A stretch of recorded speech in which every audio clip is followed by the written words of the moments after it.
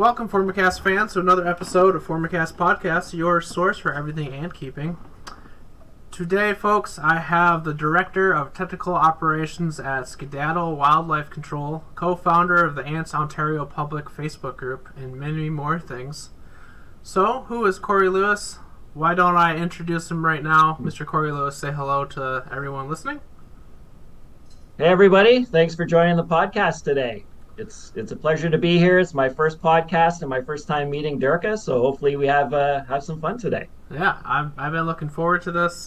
We were going to actually do this last week, but we had a tornado come through southern Michigan and completely knock out everyone's power, and I think I was also just stressed and tired, so we decided to push it to today, which is totally fine because Labor Day is in a couple days, and get to celebrate 3 years of a podcast starting next week, and so that's gonna be a lot of fun. But yeah, so why don't you tell the community a little bit more about who you are, and then we'll go into like what you do.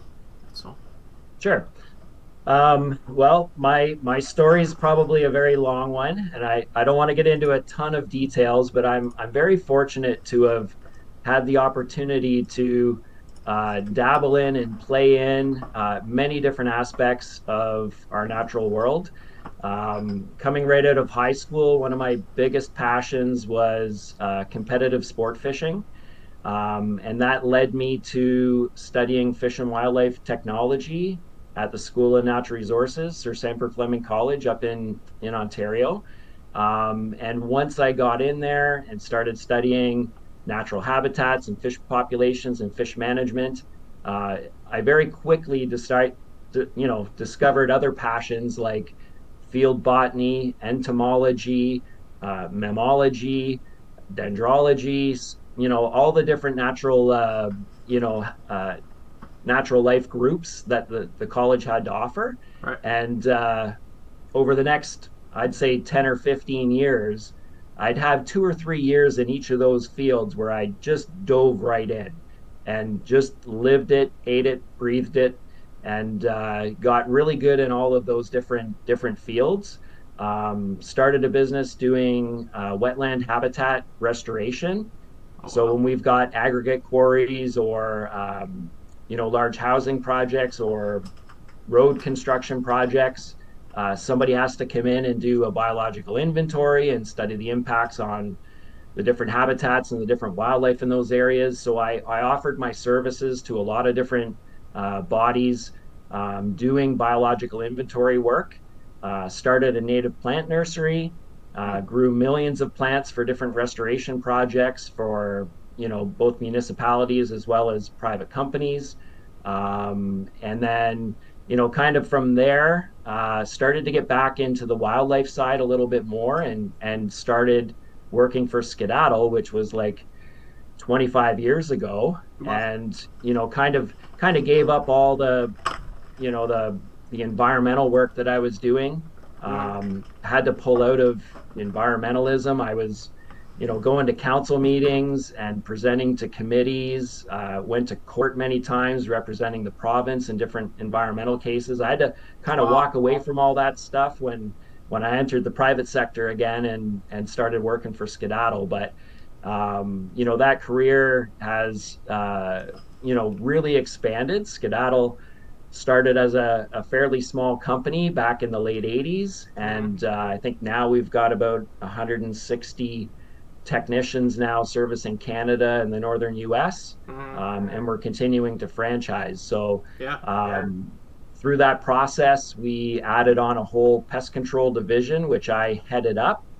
And I think, even though I kind of dabbled in bugs and entomology and in college and in my younger years, Skedaddle gave me the opportunity to really take it on as a passion. And immediately when we launched pest control, I wanted to know everything there was to know about all the different bugs we dealt with.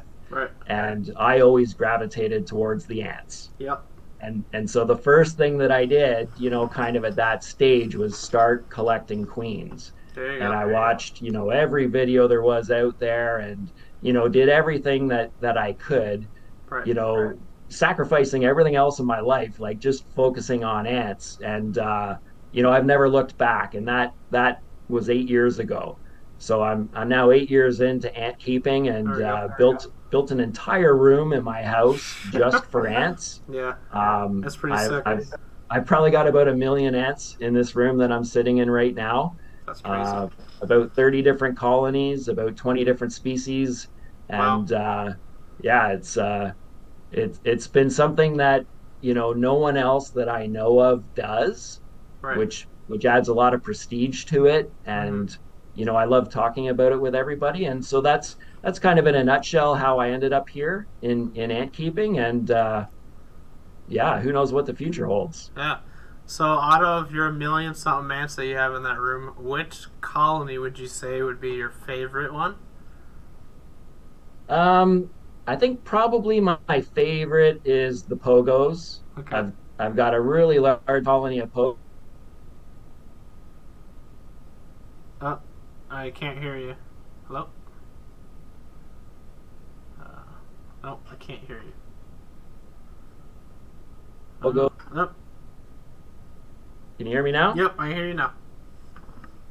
That was strange. Colony is probably my pogo colony. Yep. It's probably got between 20 and 30,000 workers right now. Two huge outworlds and a very large nest. It's probably about a 30-inch by 30-inch nest.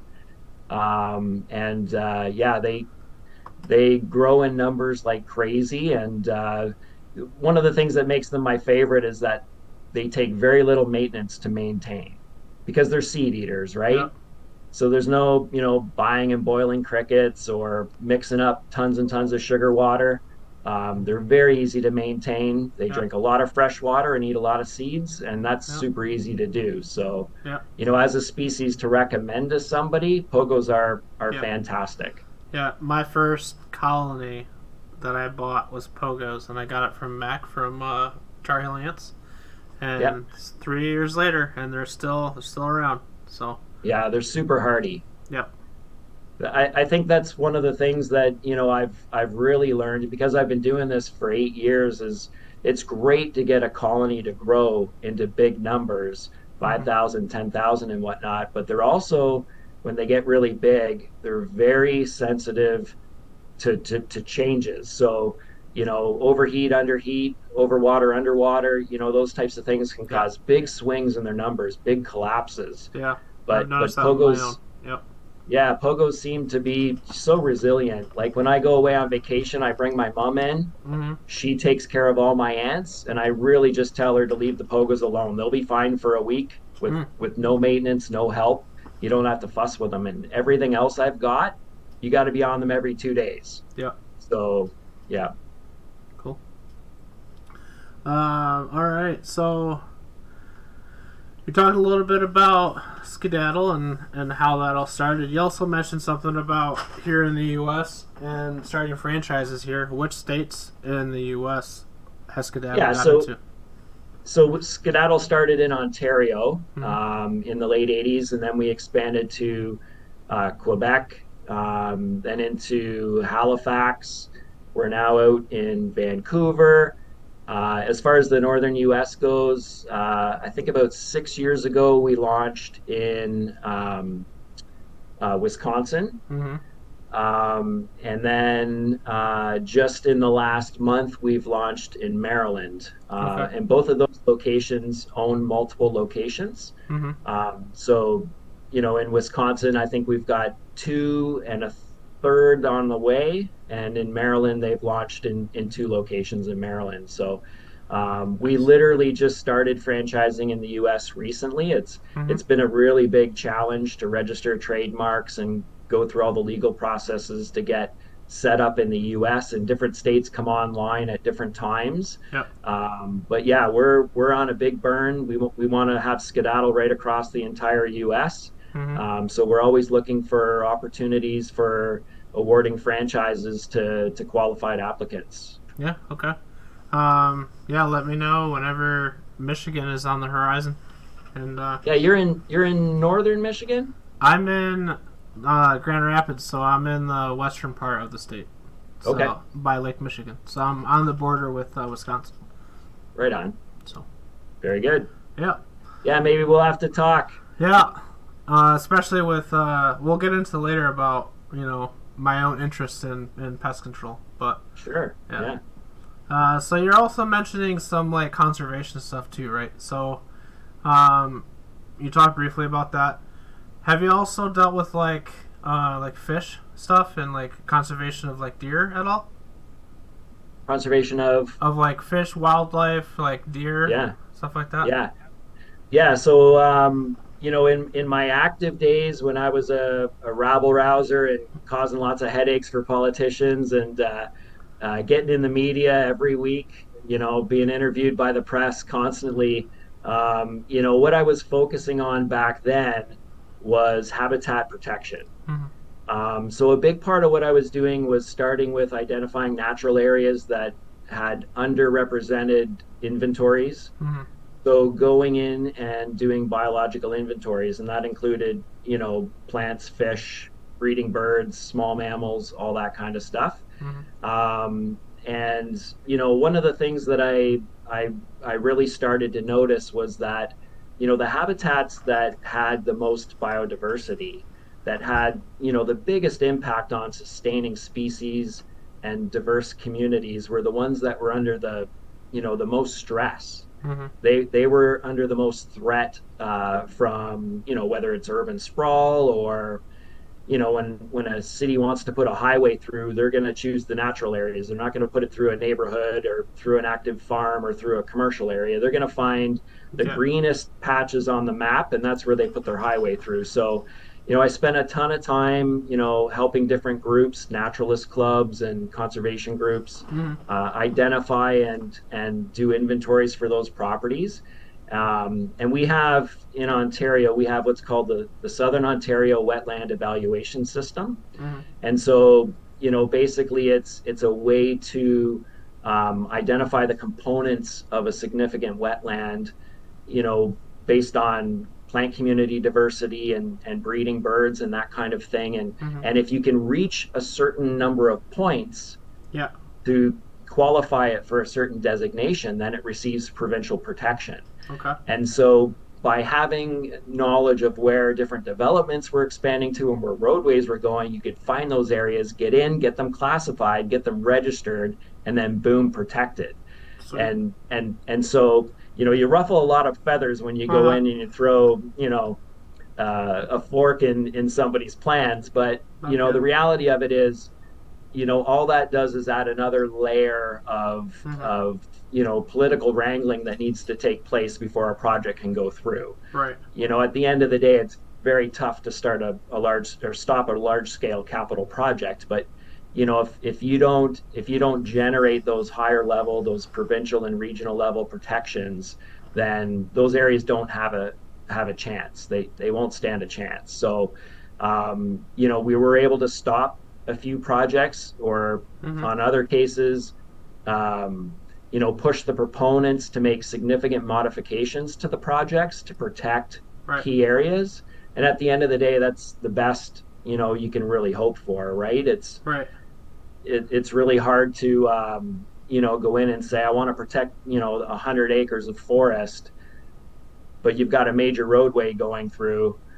Trees are not going to stop a road, but maybe you can modify that road in such a way that there's specific restorations that take place along the roadsides before it gets opened up. Or if you've got to go in and remove a bunch of rare plants, or trap and relocate some rare mammals to a different habitat to save them, then that's what we're trying to open eyes for, right?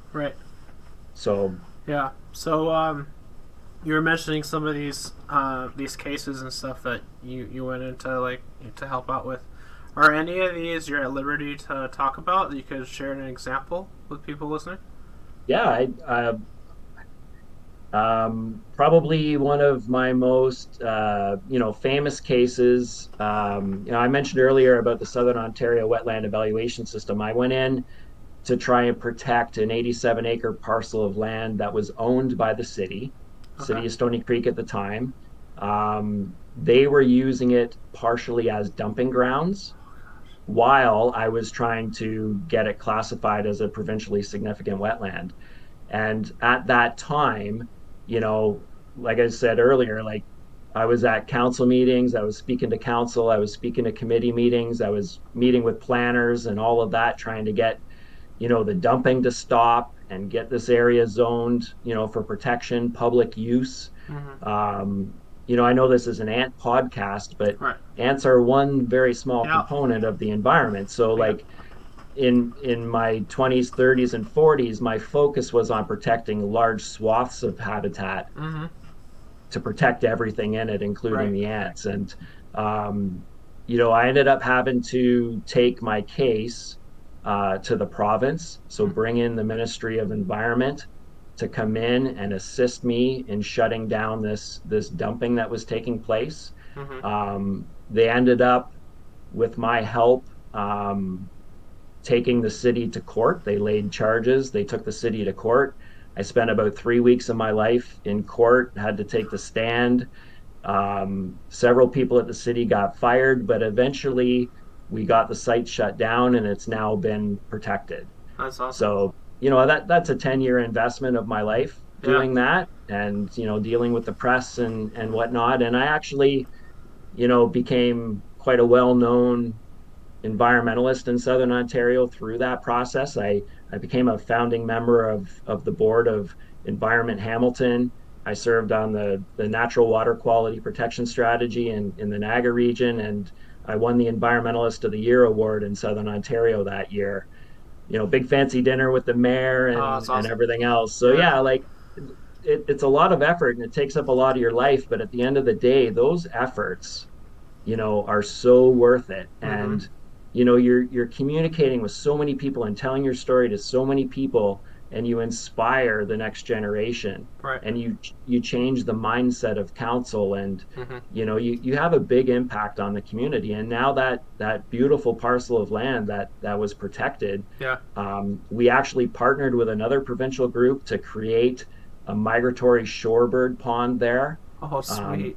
yeah, so that when the peeps come through in the spring, they get a place to stop and feed. And of course, that just explodes with amphibians. And we just added so much dimension to that property. Yeah. It's now within the area that it exists, it's now a mecca of life. That's awesome. And, it was on its way to becoming a municipal landfill.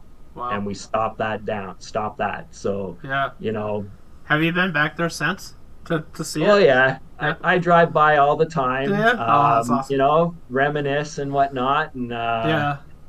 there's always bird watchers there. You see people on the side of the road with their spotting scopes watching the ducks and Oh, that's awesome. everything else. And I do go there to collect ants. Yeah. Um, Awesome.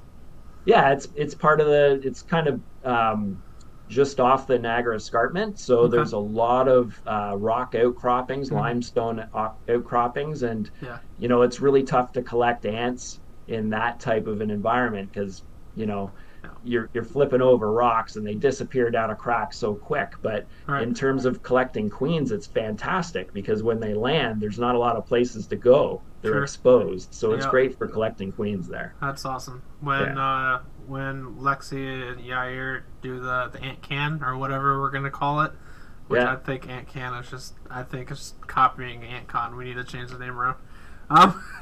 Whenever that happens, I'd love to check that little place out. That'd be sweet. Yeah, yeah, it's great. And kind It's of see great. what you did. So yeah, we know about what brought you into ant keeping. So you went over that. What are your thoughts on how the hobby is going today? Um, well, when I got started, like I said, I spent every waking moment online, YouTube, searching videos, Mhm. seeing everything that there was out there. I very quickly realized there's a million people putting videos out, Mhm. and 5% of them have quality. Right. The rest is just noise. Uh, And not to knock those people, they obviously love their hobby and they're doing great things, but I think a lot of the quality of the information, mm, the data that they're sharing, is either not accurate or it doesn't tell the whole story, so it's very misleading for a new ant keeper. mhm. I think one of the things that I would really love, and the reason I'm saying this is because I've seen it on the wildlife side, Mhm. is that on the wildlife side, all the content that's available is done by professionals, Right. and they're very much in classroom type settings. Mm-hmm. So webinars, training courses, that kind of thing. And I think the ant keeping hobby has grown to the point now where it can sustain some type of Yeah. organization that is doing nothing but training content online, Right. webinar format or whatever.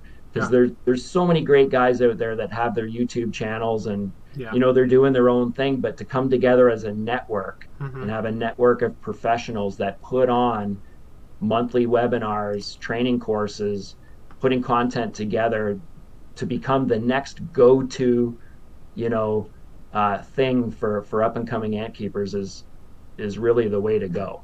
Right. Um, just to kind of, you know, take the whole hobby Mm-hmm. into more of a professional, arena. Right. And there's so many great people that just have great personalities online. I think they'd be fantastic for it. And I don't want to get into a bunch of names, but Right. there's some really awesome people in this hobby worldwide, not just in Yeah. North America, For sure. that, if somebody were to organize that and set it up, you'd probably have people jumping at the opportunity to put a little course together. Yeah. And they don't have to be complicated. Here's a course on how to set up test tubes for your first queen. Yeah. Here's how to do black lighting. Here's how, to move your first colony of 20 workers or 30 workers out of the test tube into your first formicarium. Right. Like, Yeah. with the basics, and then right up to the most complicated stuff, like getting ants to breed in captivity. Mm. All of those types of things that have just never been put together in a professional training format. Right. One person I think I should mention, you probably know him, Miles Maxer from the University of Florida. Oh yeah. Yeah. Yeah, he's fantastic. Yep. So he's Yeah. come onto the show once, and I'm planning on getting him back in one more time, and then probably a couple more times as well. But I love what he's done with the Ant Network, like what you're talking about. Absolutely. He's great at that, and like taking it from like a classroom perspective. I think that's amazing. Yeah. But I think Miles is just phenomenal. I really love his stuff because it's Yep. not just him in front of a camera, but he takes you out into the field, Mm-hmm. right? So it's way more interactive and entertaining. Yeah. And, I know we're going to talk a little bit about, how to keep people in the hobby, Mm-hmm. because a lot of people tend to be short-lived in it. But Yeah. the type of content that he puts out is inspiring and it is engaging. Yep. And that's the kind of stuff you need if you want people to stay. Right.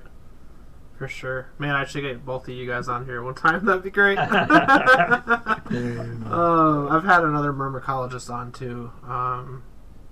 The Daily Ant or something. He does like journals and stuff. Yeah. So Zoom actually has like a countdown for like 30 minutes, and it's at like 7 minutes right now. And so we're just gonna let it run down, and then we'll take my ad break, which I'll just restart the Zoom and I'll put an ad in the middle. But Okay. but we can keep going. I'll let you know when we do that, and then I'll change it out and get a new one set up. So let's see here. So you went into that, and then you also kind of went into like the classroom setting, webinars and stuff like that. At this current moment, what do you think needs to be changed about the hobby, or like our community in general? Well, if I think about my journey, my 8 years, and I alluded to the fact that when I get into something, I'm hardcore and I'm all in. But, the honest truth is, to stay engaged in something for 8 years takes a lot of effort. And there was a few times during that period where I was like, you know what? I've done this, been there, done that. I want to get out. Right. And, so in preparing kind of for today's podcast, I tried to reflect on what those moments were Mm-hmm. and how I overcame them. Right. And I've also, gotten other people into ant keeping, Mm-hmm. and they've been in it for a year or two, and then they kind of fizzled out. So Mm-hmm. I'm trying to think back, how did you lose the excitement? Right. Because there's one thing that I've, been completely, solid on with this hobby, is that a lot of people want to try it, Right. but they don't stay in it. So, Right. if you want this to grow, you got to get people to stay long term. Right. So my answer to that, why that's happening, thinking about my own personal perspective, thinking about my very first queen and my very first test tube and how freaking exciting that was. Yeah. To have this ant. My first one was a Camponotus pennsylvanicus, so Oh, nice. one of the most common carpenter ants we Yeah. have around here. So Yeah. nothing cool or exotic, run of the mill carpenter ant, Yeah. but it was mine. Yeah. I get to take that queen and give her everything she needs Yeah. to raise her colony. So the first year the first few months is really slow, but Mm-hmm. after the first few months, the first year is Yeah. really great. And then, you kind of get into that second year where you've got 20, 30 workers, and now you're learning about how they work together and Mm-hmm. who's getting food and who's tending brood and who's Yeah. cleaning the queen and who's doing the tube maintenance and whatnot. Right. And so the first year you're learning a lot. Right. And so you're very engaged. Year two, Mm-hmm. okay, now they're outgrowing the Been test there. tube. Now we, Yep. we need to get them into a small formicarium. So now Yep. they're exploring a new space. Yep. With new space, they're expanding more energy, so they need more protein, they need more sugar. So again, that's kind of exciting. Mm-hmm. Get into year three now, it's the same thing. Right. Get into year four, it's the same thing. All it is more workers, More and workers. Yeah. but the system functions the same.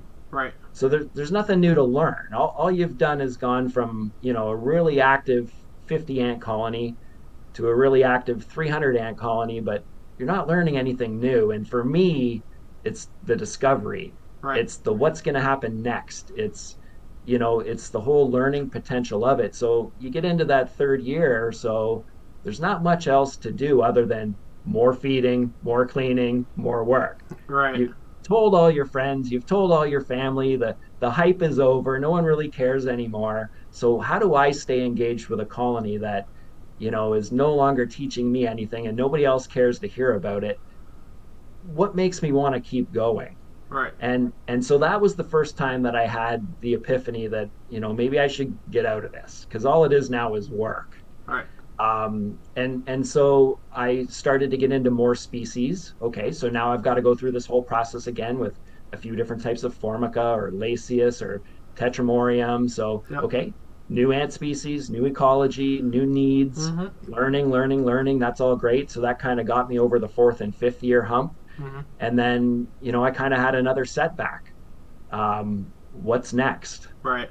And where I went from there Mm-hmm. was away from the sterile formicarium, the Mm-hmm. sterile nests, Yeah. into natural setups. Yep.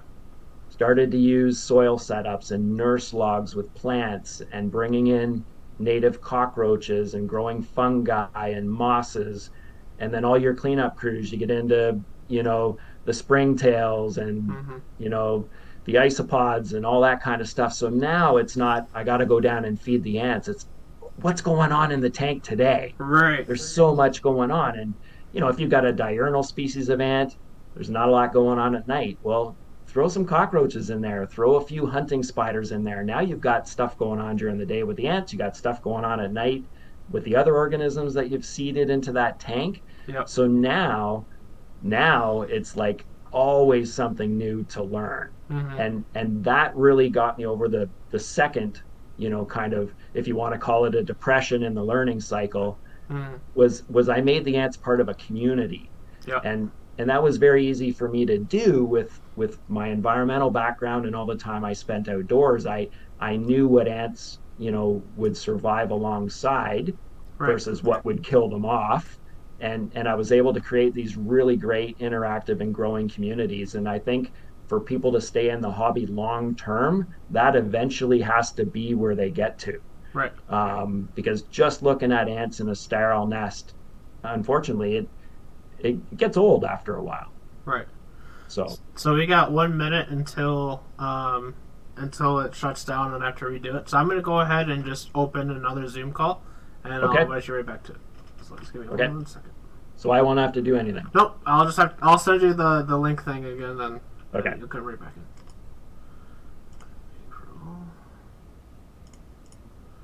All right, folks. Sorry about that.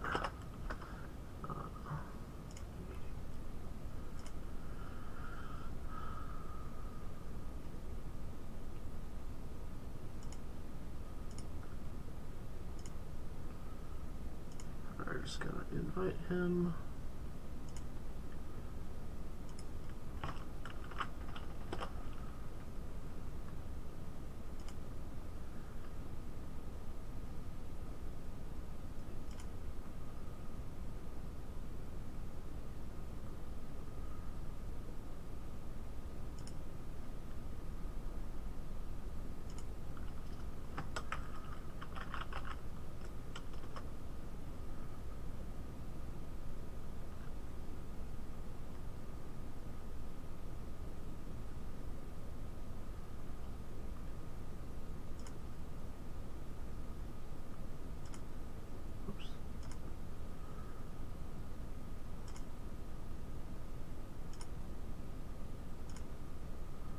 Of course, folks, I'm gonna. There we go.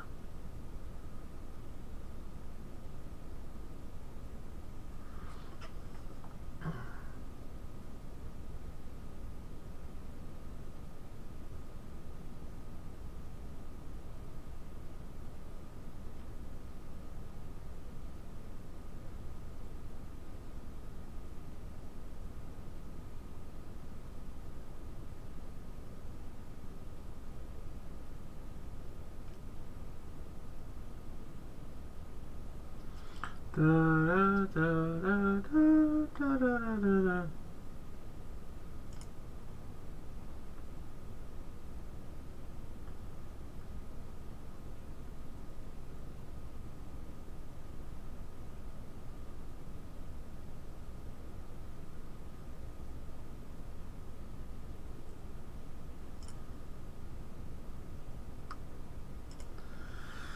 All right, we're back. Can you hear me all right? Yeah. All right. I can be a little slow with the technology. That's totally fine.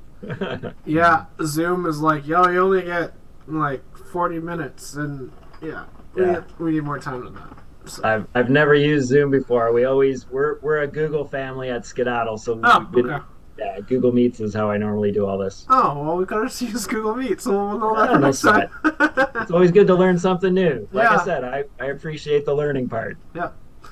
All right, so let's see. I have the show notes. Pull this up. Okay. So we went over that as well about the community. All right, so pest control. Let's get into that. So please explain to the listeners what pest control is and what it's not. Well, what it is, at Skedaddle we do structural pest control. So there's a lot of different types of pest control. There's different licenses for different types of pest control. So when we say structural pest control, we're talking about man-made buildings. Mm-hmm. So residential, commercial, industrial, and in terms of what we deal with in those types of environments, it's anything from insects, right, to rodents, to pest birds. Mm-hmm. Whether it's gulls or geese nesting on roofs, or pigeons or something like that, rats and mice. Obviously my favorite in terms of the types of accounts to service would be the ones with significant insect issues. Mm-hmm. Love the bed bug calls, love the cockroach calls, love the pharaoh ant calls, or the thief ant calls, the carpenter ant calls, that kind of thing. Mm-hmm. It's just what I gravitate towards. Yeah. But there's so many different types of pests that you can deal with. Mm-hmm. in a structural environment. Yeah. It's just never changing. It's never ending learning. It's extremely fascinating. And one of the things that I really appreciate about modern day pest control is that if you think back to the olden days, as they say, you call a pest control guy, he comes out with a big spray canister and he throws on a respirator, or maybe he doesn't, and he just soaks everything in chemicals. That is not pest control nowadays. Right. Today, pest control is, it's very much, it's what we refer to as an integrated pest management process. Mm-hmm. So we're using specific insect biology. Mm-hmm. So obviously that begins with proper identification of the pest, knowing its habits, its environmental requirements. And then a lot of times we can use different things from habitat or, environmental modification to solve a pest problem. Right. And, obviously there's a lot of monitoring that takes place before, during, and after a service. Mm-hmm. But the last thing that we want to do is use a chemical Right. or some type of, poison or product to control the pest. Right. So that's what I love. It's not just going out and fricking killing everything using indiscriminate products and random amounts and, put everywhere. That is not modern day pest control. Yeah. It's very much a science sound process. Now, I'm not going to say there aren't companies out there that, very much wing it, Right. and just go buy the good stuff and throw it everywhere and hope for the best. But that is not the way the industry is going. Right. And there's a lot of fantastic leaders in this industry that spend millions of dollars a year on pest research, Wow. pest management research, so that our technicians, can do very environmentally sound approaches to pest control. Because as an environmentalist, as a guy that spent his whole life kind of outdoors and protecting the outdoors, the last thing I want to do is, be involved in a company that's doing indiscriminate baiting or spraying or poisoning, right? So, a lot of people think it's a bit of a conflict. I'm a nature guy and I raise ants, yet I work for a pest control company. Well, I would rather my team do the pest control work the right way than leave it up to somebody else that's maybe going to do it the wrong way. Right. And it's given me a massive advantage in terms of my ant keeping, hobby, because, you get a customer that's got carpenter ants in their back deck or in a fence post or in a railway tie along their driveway. Right. They just want you to come out and kill the ants. I'm saying, hey, Mr. Smith, do you mind if I throw that railway tie in the back of my truck and take it away? Yeah. Now I got a log or a railway tie that I can open up when I bring back home and extract a colony. And, Yeah. Whether I release that colony out into the woods if I don't want it anymore or, rehome it somehow, Yeah. I've solved his pest problem and saved the colony. And sometimes they end up back at my house, Win-win. Yeah. yeah. So I really do enjoy, the opportunities that it's given me. Pest control is a multi-billion-dollar a year industry. It's never going away. Right. We were talking, through Messenger a while back how, Yeah.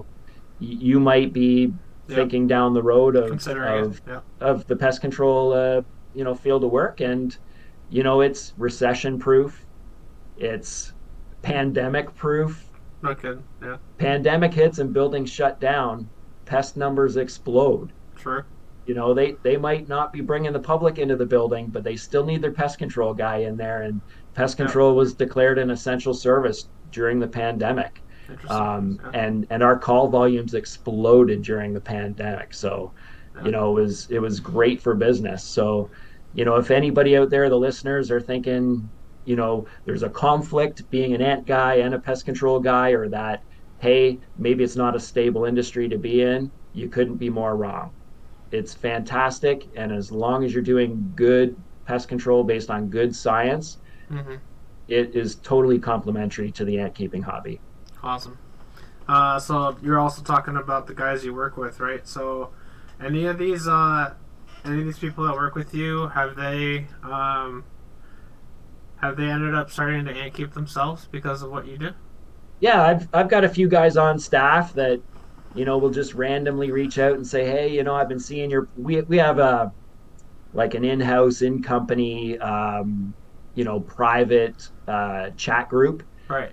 So we're always showing pictures of baby raccoons during raccoon season and bats that we've removed from people's living rooms and whatnot. And I'm the guy that's always feeding that channel with, ant content. Yeah. Every once in a while, I get a random message from an employee, maybe one I know, one I don't know, saying, hey, this is pretty cool stuff. Like, how do I get an ant? Yeah. Next thing you know, I'm dropping off some test tubes at his house and awesome. Whatnot. So yeah, I mean, like I said, there's a lot of people out there that are curious about it. Mm-hmm.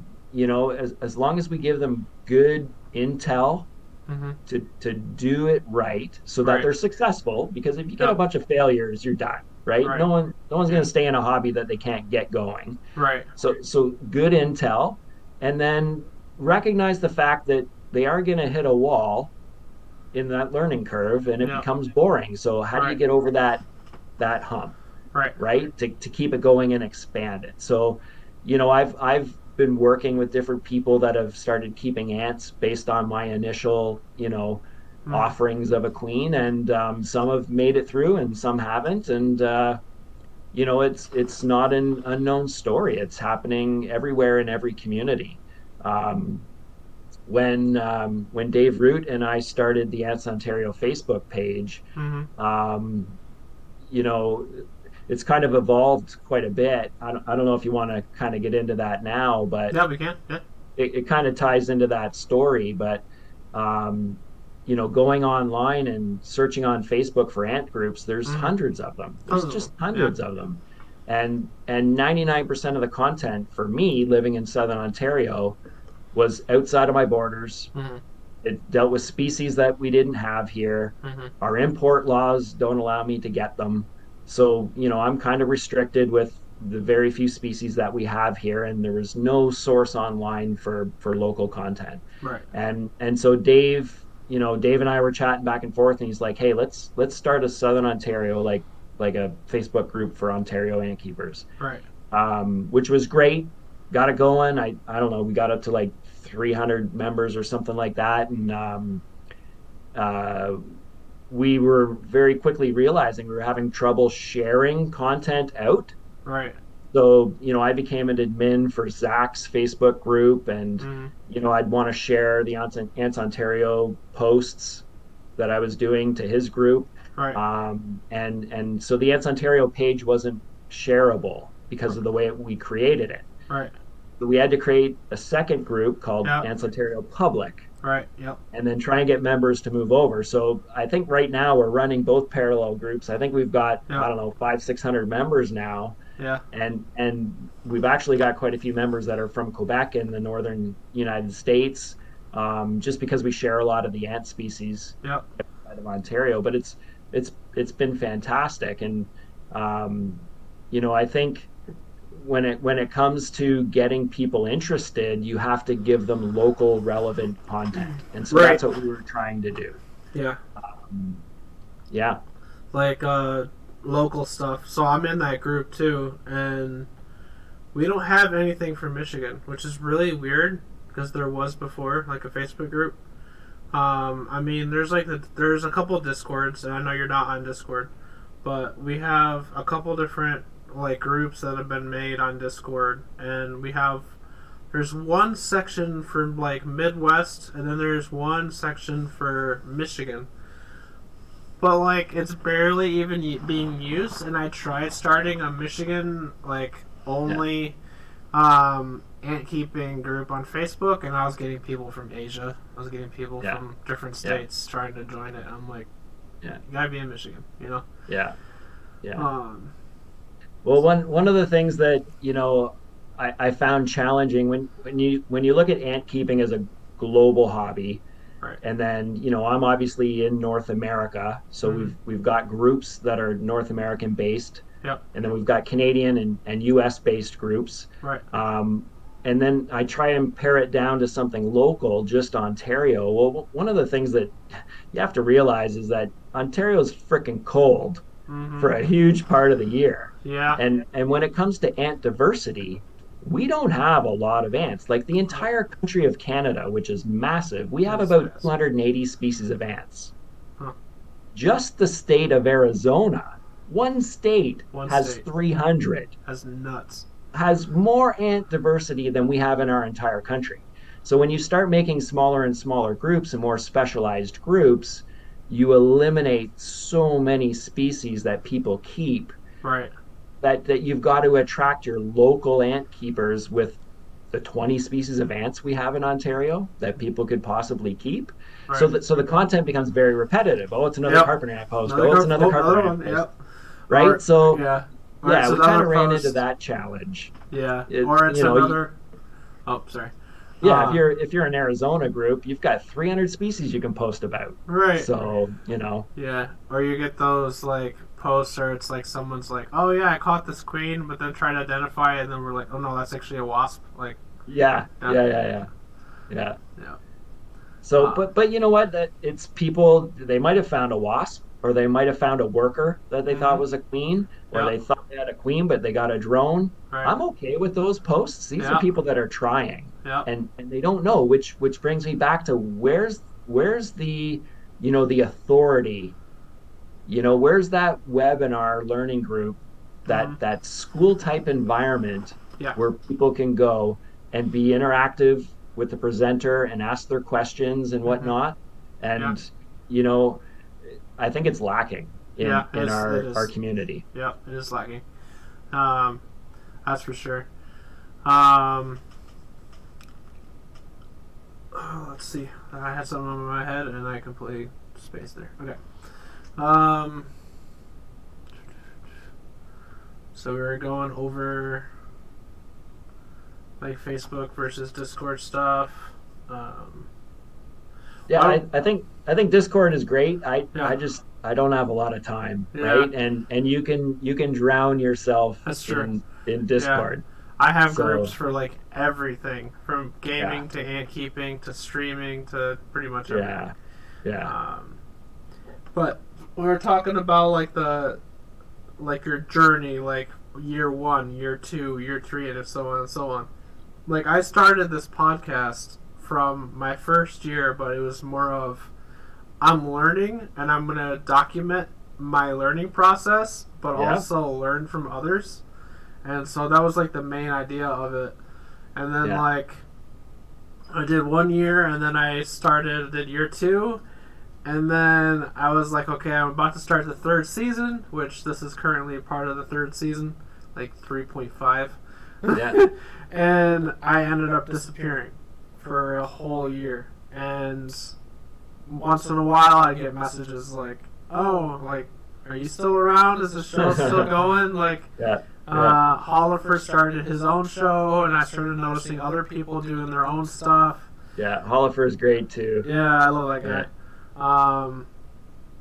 I was listening to his show, one of the first episodes. He said that I like inspired him to do that, and I have much respect for Hollifer. He's got a lot of comedy in his stuff. Yes, And I love it. yeah. Yeah, It's entertaining, and this it is. has to be entertaining, not just knowledgeable, right? Not Right, just information peddling, right? right. So, yeah. Yep. And so like I disappeared for that year. I was still keeping ants, but it wasn't like, oh, I'm gonna go and like buy a couple species. Didn't really go anting. If I saw a queen or something at work, I'd catch it, put it into Yeah. like a water bottle, take it home, put it in a test tube. But I wasn't like super excited. I like pretty much how I took it was I was doing the show and I started noticing that the numbers on the show were starting to dwindle, and it kind of just seemed like, okay, what's the point of me even doing this? Right. Because it didn't seem like people were caring or listening or anything like that. And then I had the realization a couple months ago when I was being interviewed about the show, and I was doing it for the wrong reason. I was doing it because, oh yeah, it was my journey, but then like I was more focused on me and me alone and the journey that I was going on, and it wasn't Yeah. trying to make the community better. And so kind of going at it from like an ethical perspective, like I've had some conversations. I brought on a couple people recently that are not ant keepers, and I had the chance to take them anting. Got to show them like how to set up a test tube, Yeah. how to identify certain ants, how to show them what's an ant and what's a wasp. Like Yeah. Yeah. just like those practical things. I got to talk to a buddy of mine the last episode. Did you listen to the last one? Last week? Yeah, the last week's one. No, I didn't see that one yet. Okay, so there's one that I did about ethical feeding with my buddy Peter, Okay. and so I'm on that, and I kind of rant a little bit with Wise Camera Ants with some feeding stuff that he was doing and whatever, Okay. and I was kind of explaining to Peter like why we feed them the way we do and all this other stuff. And I tried to explain that to some people, and I'm like, yeah, we don't really take like ant species and put them together and allow them to fight each other like you would see them in the wild, like. And so I had to like explain that to him in that way. But I wanted to get into a little bit of the ethics side of things, like.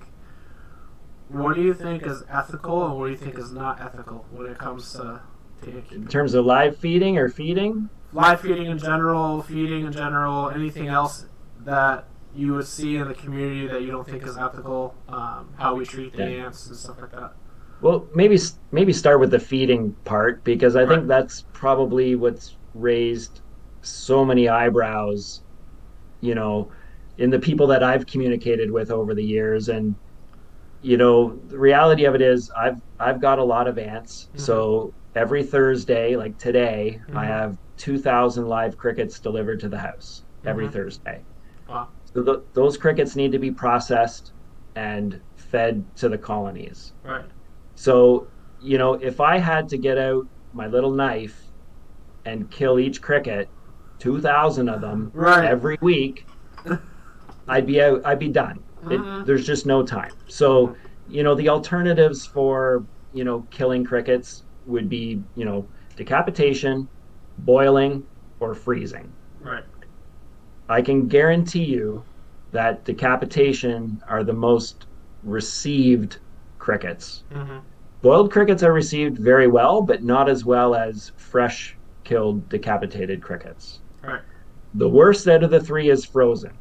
Right. Even once you thaw them out, it's like there's something about them, not very well received by the ants at all. Right. So if you want to support your ants and sustain them and keep them healthy and give them the nutritional requirements that they need because Mm-hmm. you are responsible for their care, Right. you have to give them the freshest food that will be the most well received. Right. So those are the three methods of killing. The only other alternative is give them live. Right. So there's two drawbacks of giving them live. Right. One, crickets are going to suffer. All right? Right. Number two, you're going to lose some ants. Yep. Ants are going to die. Yep. They're going to swarm a cricket that's kicking and flipping all over, and the way they flick their back legs, you're going to have ants go flying and hit the glass, hit the acrylic, whatever, and they're going to die. Yep. So, how do you feel about that as an ant keeper? Well, I can tell you that some of the biggest problems I've had with my big colonies has been too many ants because there's no natural die-off. Mm. In the wild, ants die all the time when they're out foraging, when they're disposing of waste. Mm-hmm. They get eaten by other predators. They die of exposure. All kinds of things keep the numbers in check. Right. So when you're live feeding, if you lose a few worker ants during a live feeding, that is a natural process. Right. So you are recreating the most natural circumstances for that ant colony to help keep it healthy. If you don't have that die-off, because in an ant colony, especially an older ant colony, the oldest ants, the ones that are on their last legs, that are near death, are the ones that are sent out to forage. They're put in the highest risk situations. They're sacrificial to the health of the colony. Right. So we are encouraging that natural process to take place when we live feed. Right. If you choose to kill your ants because you don't like the live feeding of the crickets or the mealworms or whatever, you're not helping your colony. You might be helping your cricket, but you're not helping your colony. Right. It's no different than having a deer population explode unchecked in a provincial park. Right. Eventually, disease is going to come through. The resources get consumed. There's going to be some type of starvation or famine that takes place because it's not meant to be that dense of a population. Your ant colonies will get that way too. Right. We might vacuum out the waste piles in the cemeteries and sacrifice a few workers that way, but it's not enough. There has to be a die-off that takes place naturally. And for me, I love the live feeding because it cures both of my problems. I give them the best nutrition. Right. And it creates the most natural form of population control in my setups that I can give them. Mm-hmm. And so overall, everybody is healthier for it. Sweet. Yeah. Yeah, I think that. I mean, yeah, Because the crickets, for example, and mealworms that I have, I also give them to my baby dragon, and so he eats those. And then when I move out of this place and go to my new apartment, I'll be getting some dubia roaches. So what I was talking about live feeding is like, for example, feeding a scorpion to a bunch of ants and like that type of thing. I've never done that, so I don't have a comment on it. Right. Never had a scorpion as a pet. I've had tarantulas and iguanas and all Yeah. kinds of lizards and stuff, but never a scorpion. Yeah, like, or like feeding like a baby mouse, or like taking spiders in the house and like throwing the spider in there and stuff like that, and just like watching it getting its Yeah. limbs ripped apart for entertainment. You know, Yeah. like, I think that's wrong, but well, you're talking about like a natural die-off from them trying to hunt and take down the cricket in that sort of natural setup way. Yeah. I'm yes, I agree with that. But when it comes to like taking something and tossing it in there for entertainment's sake, just so that you have views, I think that's wrong. Yeah. So just to kind of add to that, I've got colonies that ant colonies that eat dead mice, eat dead rats. Yeah. Will eat a half of a chicken breast or a drumstick or whatever. So like, high protein consumption colonies. Yeah. But I've never put in anything other than an insect Right. as a live food. Right. I've bought pinkies from the dealer, frozen ones, that had already been dispatched and pre-frozen for me, that kind of thing.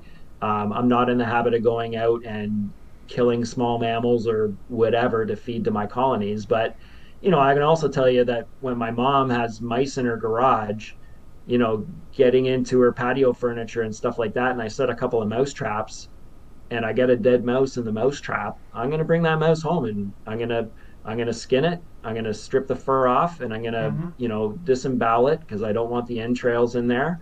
Yeah. And then I'm going to feed the carcass to the ants. Yeah. I don't have a problem with that. And a snap trap for a mouse is a quick, clean, humane kill. It's probably better than eating poison or drowning in a bucket, that kind of thing. And let's face it, there's not a homeowner on the planet that if they were living with mice, they wouldn't want a snap trap. So, I think when it comes to bugs, it's a different story. When it comes to the small mammals and whatnot, I'm gonna side with pre-killing before feeding it. Yeah, awesome. The last bigger series that I'm doing currently, there's one about betterment of ant keeping in North America, and so we did one with Canada to start with Port Moriart in Canada Ant Colony, and since you're in Canada, I want to bring up some of these topics, and I'm going to read them to you. And then each one I'll pretty much just let you talk about your thoughts on all these things. And then we will close after that. And then, So. Sounds good. All right. So the first thing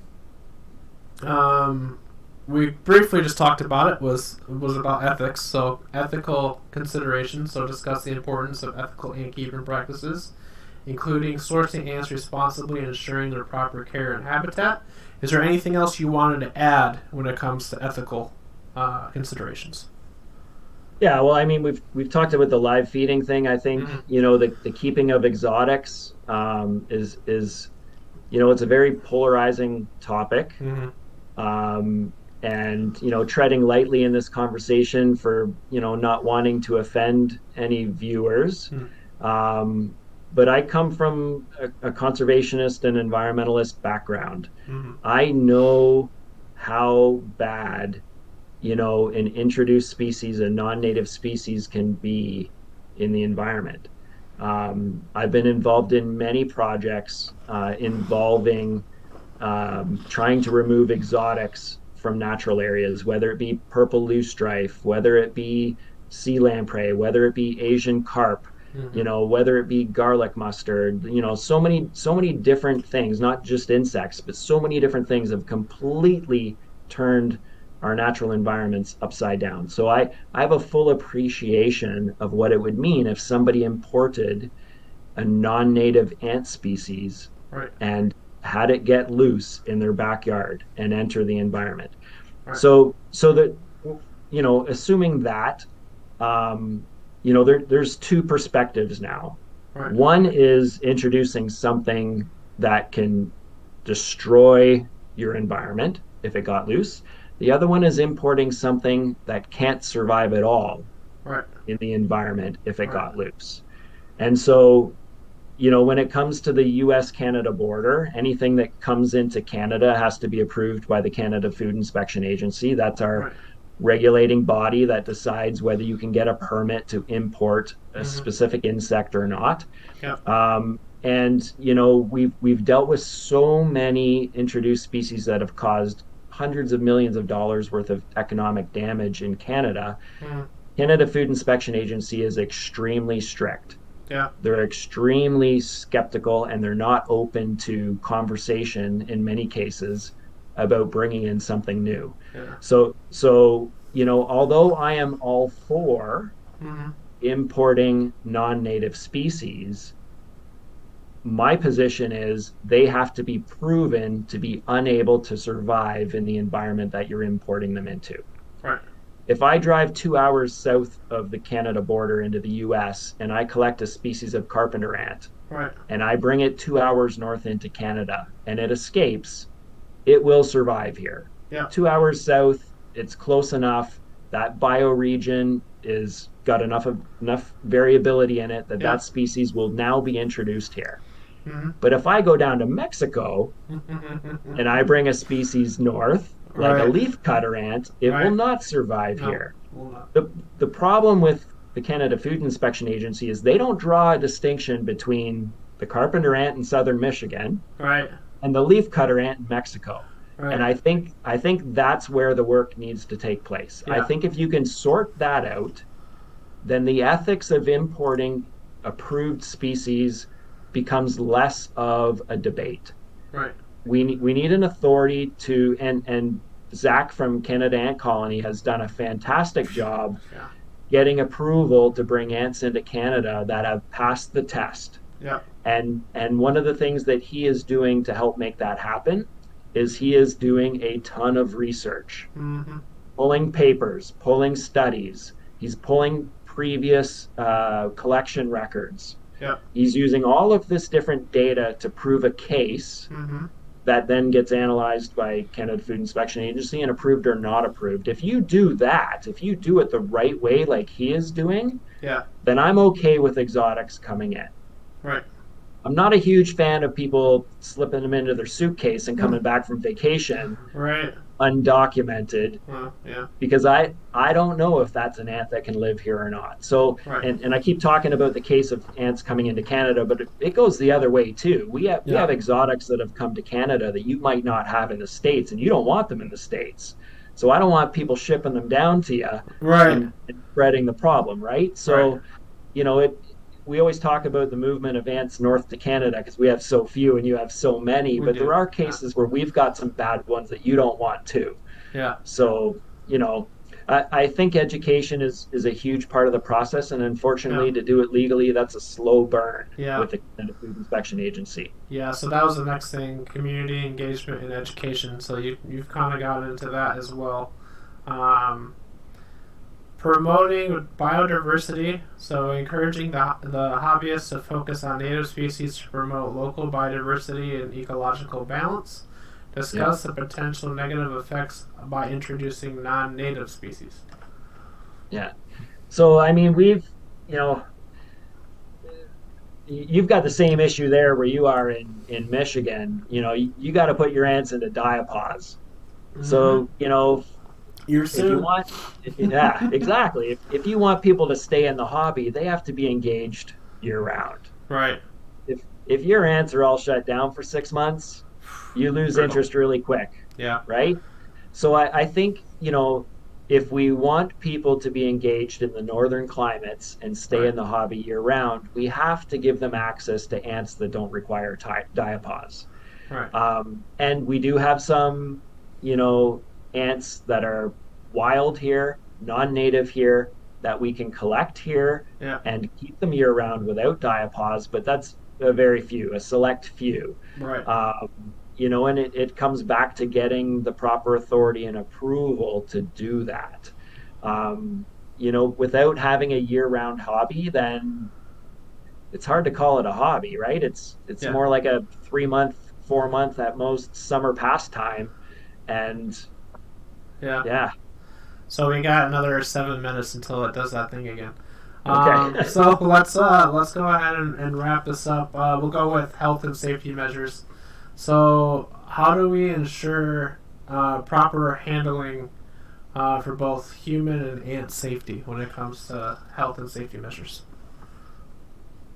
I'm not sure what you're asking in terms of health and safety. I can tell you I've been bit and stung and sprayed by formic acid more times than I can imagine. Right. I think that's probably one of the coolest things about the hobby. So, if that's under health and safety, I think that's not a risk. That's part of the excitement of keeping ants. Right. So I love that. I haven't been bit by my pogos yet, but I heard it hurts like a mother. So Yeah, they're pretty bad. Yeah. Pretty bad. Yeah, but they don't draw blood. no. I mean, if you've got an ant that's drawing blood, when I look at some of those leafcutter super majors, like they're drawing blood. Right. They're breaking the skin, no doubt. But in terms of what we've got access to here, Yeah.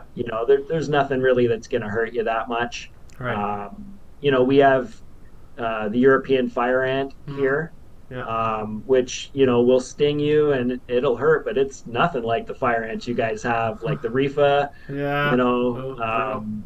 Yeah. Yeah. So I don't think we're at high risk where you and I are, Michigan and Ontario, to the health and safety issues with ants. Maybe another one that I have had, in my early days when I was going out collecting ants with an aspirator. Mm-hmm. Man, did I make the mistake of trying to aspirate, Yeah. formic acid spraying ants. Yeah. Holy I've cow! done Like, that. yeah, you'd be laying on the ground just trying to breathe because you just suck in a gas cloud, right? Yeah. So, I'd caution anybody that's new to the hobby that wants to either do a DIY aspirator or order one online from Amazon, whatever. Right. Know what kind of ants you're sucking up, Yeah. because all that acid's going to do some damage to you, and it's Yeah. it's going to knock you around a little bit if you're not ready for it. Yeah. So yeah, actually, I have a funny story. I actually was in some woods at a camp a couple of years ago, and I had an aspirator that I bought from Portmore Art, and I found that actually happened where I ended up aspirating like what I thought was the colony inside the wood, and it was a Formica colony, and they got me good. Oh my gosh. Yeah. Well, unless you got a really good filter on it, you're also sucking in mold, Yeah. fungal spores, all kinds of stuff, right? Yeah. So we're also excited when we flip that rock over or whatever, and we see those ants. We just want to start sucking them up, Yeah. grab the queen and start sucking up the workers. But there's all kinds of nasty stuff that lives in the dirt and under rocks and in logs, and you got to be careful. Yeah, that exact same time too, I ended up taking my knife and like cutting the branch open and stuff. And I took that knife and I went down with it into the dirt, right? And ended up stabbing myself in the knee. Yeah. And so like I was limping for the rest of the week while I was up there, but that's a little funny story of me and anything. You know what? Just one other point maybe I'd like to make regarding ethics. Mm-hmm. Buying ants, collecting queens versus going out and digging up a colony or collecting a wild colony, because that is always debated in this community. Yeah. I have collected so many wild colonies with very little reservation about it because of where I'm collecting them. Right. Again, thinking back, all those environmental projects I did with roadways going through or housing developments, Right. those are all areas that are going to be stripped and Yeah. turn into human habitat. Yeah. I'm not saying go to Algonquin Park or some, national park Right. and start digging up wild colonies. But if, half a mile down the road, Your there's a backyard. subdivision going in, the bulldozers are coming. Yeah. So if you can go in and salvage or save an ant colony from that property, I have no problem with that at all. Yeah. And whether you house it for a little while and release it, or whether you keep it long term, that colony is doomed. Yeah. So, there are cases where going out and collecting in the wild is not only not a bad thing, but it could be a good thing. So watch, everybody out there thinking that they want to go out and collect. Just look for the right opportunities. Yeah, for sure. All right, so time's almost up. We got about a minute and 30. So I'm going to go ahead and wrap this up. So, folks, how can you support the show? Tell people word of mouth is the best way to do that. Go aping while wearing Formicast merch. Go to formicastpod.com for everything Formicast. Donate to the show. Sign up for our Patreon. Share on social media and rate and review the show. 5 stars. Spotify and iTunes. And so next week here is Labor Day break. So we're taking a break. This will be released on Labor Day. And so happy birthday, Formicast. 3 years. Let's go. Hey, congratulations. Well, thank you. And so postpone the Betterment USA episode. That's going to be sometime after the 15th of September. We're going to be doing an episode on the 5th to celebrate 3 years. So we're going to be having a beer and celebrating. So, all right. So that's pretty much it for today's episode. Thank you so much, Corey, for coming on and chatting with me. And I'm looking forward to having you on again sometime. So it was a lot of fun. Much appreciated. Yeah, for sure. All right. Well, Formicast out. See you, Corey. Bye-bye. All right. See ya.